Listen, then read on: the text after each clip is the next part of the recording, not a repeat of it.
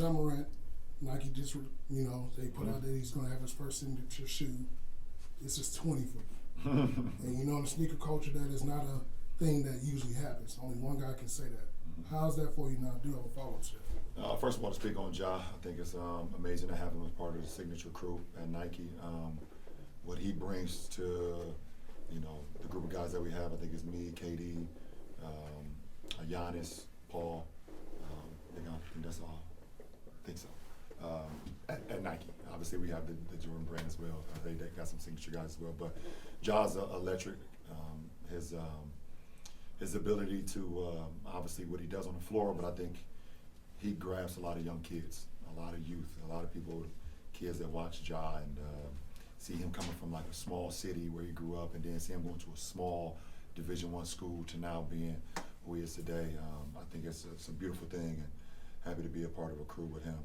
And for myself, I'm very humbled, very blessed to be able to have 20 signature shoes. Like you said, it's only myself and MJ, and we just try to lead the best way we could on the floor, be a great example, not only in the court, but more importantly off the floor as well, and to be doing it with the best brand, or one of the best brands in the world. Obviously, I'm a Nike lifer for life, and you can't tell me nothing bad about being in the swoosh and rocking that Nike swoosh. So it's been a blessing. It's been a blessing for sure, and I'm gonna hopefully continue. Yeah, you competed against Dirk, and to see him get a statue, you're going to get your statue. I hope. I I appreciate that. I appreciate that. I think you can say that. How do you feel about that? Man, first of all, before the unveilment of what the statue would look like, I already knew what the statue was going to look like. It had to be a fadeaway one leg. Had to be.